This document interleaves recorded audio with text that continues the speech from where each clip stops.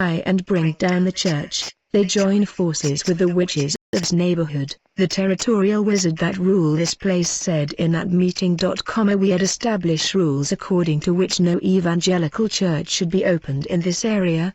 But since he has come to open a church here despite our law, we must do whatever it takes to shut down this church. We need infiltration of our agents that will be closer to him. Secondly, since he went to university and graduated, and since he has a wife and children, we need to find him a good job that will make him busy and pay him good money, so that he will come to church tired and exhausted. We make sure that he is busy at the workplace to the point that he no longer has time for the church. He always come to church tired. That way we will destroy his prayer life and send him a collaborator, not spiritual. As a result of this conspiracy, the wizard joined the church and became singer, intercessor, prayer leaders. The man that the pastor trusted and considered the closest collaborator was a wizard sent by the Brotherhood of the Witches. When the pastor found the job, he was happy because the money was enough to meet the need of his family and that of the church, not knowing that the job came from the kingdom of darkness.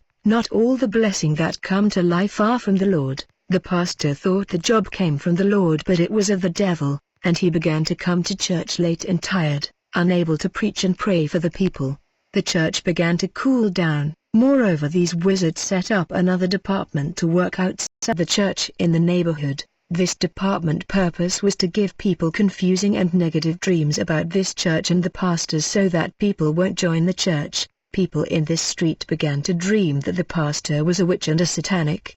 These dreams came from wizard in order to stop people from joining this congregation. They bewitch people to gossip against the church. Then I left this place and continued to wander. I came across a house that was set ablaze in fire. The whole was inside the fire that was burning, but the house itself was not, despite the fire. Moreover, I saw that the people that were sleeping inside the house were not burning. I was wondering how come these people are not burning. When I got closer, I saw a number of resplendent beings of light moving around the house, and they were walking around and singing songs. I did not know what was happening. I began to scream to the resident to wake up, for the house was in fire. The voice began to tell me, "Aston, the house is not burning. This house belonged to a God-fearing family, and since this family walk in the light, they fulfill the criteria of the life of a house."